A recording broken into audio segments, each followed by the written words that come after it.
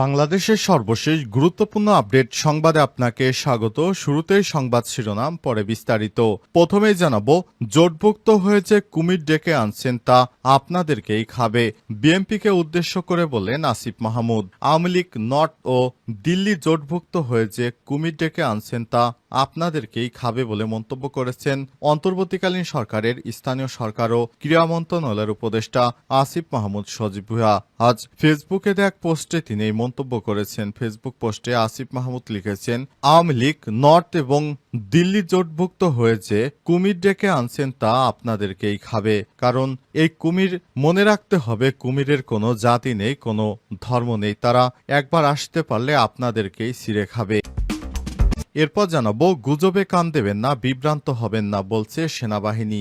জনগণকে গুজবে কান না দেওয়ার আহ্বান জানিয়েছে বাংলাদেশ সেনাবাহিনী। আজ দুপুরে ভেরিফাইড ফেসবুক পেজে সচেতনতামূলক বিজ্ঞপ্তি দিয়ে লেখা এক পোস্টে এই আহ্বান জানায় সেনাবাহিনী। সেনাবাহিনী বলছে, সম্প্রতি একটি স্বার্থন্বেষী মহল বাংলাদেশ সশস্ত্র বাহিনীর লোগো ব্যবহার করে একটি ভুয়া প্রেস বিজ্ঞপ্তি প্রকাশ করেছে, যার মাধ্যমে সাধারণ জনগণের মাঝে বিভ্রান্তি সৃষ্টির পাশাপাশি সশস্ত্র বাহিনী ও জনগণের মধ্যে বিভেদ তৈরির অপচেষ্টা চলছে। এবারে জানাবো, ডাকাতিয়া নদীতে বাঁধ দিয়ে মাছ চাষ। লক্ষ্মীপুরের রায়পুরে ডাকাতিয়া নদীতে আড়াআড়িভাবে বাঁধ দিয়ে পানি প্রবাহ বন্ধ করে স্থানীয় প্রভাবশালীরা মাছ চাষ করছে বলে অভিযোগ পাওয়া গেছে। এরপর প্রশাসন এসে সেখানে সেই বাঁধটি অপসারণ করেছে।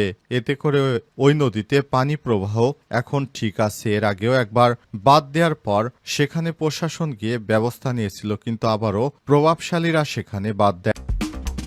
এদিকে ডক্টর ইউনূস পদত্যাগ করবেন না বললেন সৈয়দ তৈয়ব। ডক্টর ইউনূস পদত্যাগ করবেন না বলে জানিয়েছে ডাক, টেলিযোগাযোগ ও তথ্য প্রযুক্তি মন্ত্রণালয়ের দায়িত্বপ্রাপ্ত প্রধান উপদেষ্টার বিশেষ সহকারী ফয়েজ আহমেদ তৈয়ব। তিনি বলেছেন, ডক্টর ইউনূসের ব্যক্তিগতভাবে ক্ষমতার প্রয়োজন নেই, কিন্তু একটি শান্তিপূর্ণ গণতান্ত্রিকভাবে ক্ষমতা হস্তান্তরের জন্য তার নেতৃত্ব অপরিহার্য। এবং সর্বশেষ জানাবো, জঙ্গলে আইনে পাকিস্তান পরিচালিত হচ্ছে বললেন ইমরান খান। পাকিস্তান সেনাবাহিনী প্রধান জেনারেল আসিম মুনিরকে ফিল্ড মার্শাল পদে উন্নীত করায় পাকিস্তান তেহরিক ইনসাফ পিটিআইয়ের মধ্যে মতবিরোধ দেখা দিয়েছে। দলটির অন্তর্বর্তীকালীন চেয়ারম্যান গওহর আলী খান নবনিযুক্ত ফিল্ড মার্শালকে অভিনন্দন জানালেও পাকিস্তানের কারাবন্দী সাবেক প্রধানমন্ত্রী ও দলের প্রতিষ্ঠাতা ইমরান খান সরকারের এই পদক্ষেপে সমালোচনা করেছেন। খবর ডনের। প্রিয় দর্শক, এতক্ষণ শুনছিলেন সংবাদ শিরোনাম, এবারে বিস্তারিত। তবে তার আগে বন্ধুরা, অনুরোধ থাকবে এই সংবাদটিতে একটি লাইক দিন। এই চ্যানেলে আপনি নতুন হয়ে থাকলে আমাদের সংবাদটি দেখতে দেখতে চ্যানেলটি সাবস্ক্রাইব করে রাখুন। কমেন্ট করে বন্ধুরা আপনার মূল্যবান মতামত জানিয়ে দিন আপনি বিশ্বের কোন দেশ থেকে বা বাংলাদেশের কোন স্থান থেকে আমাদের সংবাদটি দেখছেন এবং শুনছেন। আর বন্ধুরা, এই সংবাদটি আপনার সোশ্যাল মিডিয়া ফেসবুকে শেয়ার করে দিন, যাতে করে আপনার বন্ধুরা আমাদের এই গুরুত্বপূর্ণ সংবাদটি জানতে পারে। এবারে বিস্তারিত। জোটভুক্ত হয়ে যে কুমির ডেকে আনছেন তা আপনাদেরকেই খাবে বললেন আসিফ মাহমুদ। আওয়ামী লীগ নর্থ ও দিল্লি জোটভুক্ত হয়ে যে কুমির ডেকে আনছেন তা আপনাদেরকেই খাবে বলে মন্তব্য করেছে অন্তর্বর্তীকালীন সরকারের স্থানীয় সরকার ও ক্রীড়া মন্ত্রণালয়ের উপদেষ্টা আসিফ মাহমুদ সজীব ভুঁইয়া।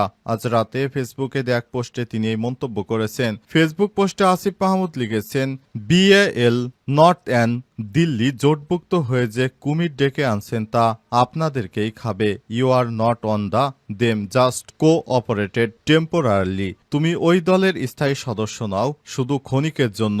স্থানীয় সরকার উপদেষ্টা আরও লিখেছেন, আমাদের না আছে মরার ভয়, না আছে হারাবার কিছু।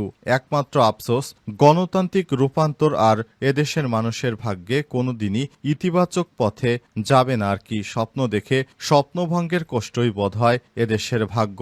মানুষ স্বপ্ন দেখেছে, কিন্তু সেই স্বপ্নটাকে আমাদেরকে বাস্তবায়ন করতে দিচ্ছে না এদেশের বিএনপি নামক একটি রাজনৈতিক দল। তারা নর্থ এবং দিল্লি জোটভুক্ত হয়ে আবারও যে ক্ষমতায় কুমিরকে ডেকে আনবে, আশা করি সেই কুমিরই একসময় বিএনপিকে খাবে। সেই কুমিরের হাতেই মারা পড়বে আবারও বিএনপি।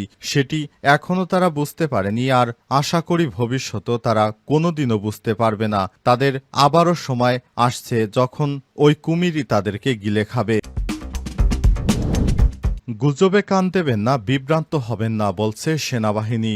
জনগণকে গুজবে কান না দেওয়ার আহ্বান জানিয়েছে বাংলাদেশ সেনাবাহিনী। আজ শুক্রবার তাদের ভেরিফাইড ফেসবুক পেজে সচেতনতামূলক বিজ্ঞপ্তি দিয়ে লেখা এক পোস্টে এই আহ্বান জানিয়েছে সেনাবাহিনী বলছে, সম্প্রতি একটি স্বার্থান্বেষী মহল বাংলাদেশ সশস্ত্র বাহিনীর লোগো ব্যবহার করে একটি ভুয়া প্রেস বিজ্ঞপ্তি প্রকাশ করে, যার মাধ্যমে সাধারণ জনগণের মাঝে বিভ্রান্তি সৃষ্টির পাশাপাশি সশস্ত্র বাহিনী এবং জনগণের মধ্যে বিভেদ সৃষ্টির অপচেষ্টা চলছে। পোস্টে আরও লেখা হয়, গুজবে কান দেবে না, বিভ্রান্ত হবেন না, সত্যটা যাচাই বাছাই করুন, সচেতন থাকুন। এই পোস্টের সঙ্গে ভুয়া প্রেস বিজ্ঞপ্তির ছবিও জুড়ে দেওয়া হয়েছে। সেখানে দেখা গিয়েছে সেনাবাহিনীর লোগো ব্যবহার করে তারপর ডেট এবং তারিখ ব্যবহার করে সেখানে সেনাবাহিনীর নামে একটি বিজ্ঞপ্তি প্রকাশ করা হয়েছে। ওই বিজ্ঞপ্তিতে সেনাবাহিনী সম্পর্কে গুজব ও ভুলভাল তথ্য দিয়ে সেনাবাহিনীকে বিভ্রান্ত করার চেষ্টা করছে একটি চক্র। ওই চক্রর বিরুদ্ধে জনগণকে সচেতন হওয়ার জন্য সেনাবাহিনীর পক্ষ থেকে আহ্বান জানানো হয়েছে। যারা এই ধরনের চক্র, তাদের বিরুদ্ধে অ্যাকশনে যাবে সেনাবাহিনী। ডক্টর ইউনূস পদত্যাগ করবেন না, ফয়েজ তৈয়ব। ডক্টর ইউনূস পদত্যাগ করছেন না বলে জানিয়েছেন ডাক, টেলিযোগাযোগ ও তথ্য প্রযুক্তি মন্ত্রণালয়ের দায়িত্বপ্রাপ্ত প্রধান উপদেষ্টার বিশেষ সহকারী ফয়েজ আহমেদ তৈয়ব। তিনি বলেছেন, ডক্টর ইউনূসের ব্যক্তিগতভাবে ক্ষমতার প্রয়োজন নেই, কিন্তু একটি দেশের শান্তিপূর্ণ ও গণতান্ত্রিকভাবে ক্ষমতা হস্তান্তরের জন্য তার নেতৃত্ব অপরিহার্য। আজ সামাজিক যোগাযোগ মাধ্যম ফেসবুকে দেখ স্ট্যাটাসে এসব কথা বলেছেন তিনি। সেই সঙ্গে সরকারকে রাজনৈতিক দলগুলোর সঙ্গে আরও নিবিড়ভাবে নিয়মিত আলোচনায় বসতে হবে, তাদের মতামত নিতে হবে এবং কোনো ধরনের বিচ্ছিন্নতা এড়িয়ে চলার পরামর্শ দিয়েছেন ফয়েজ আহমেদ। তার ফেসবুক স্ট্যাটাসটি হুবহু তুলে ধরা হলো।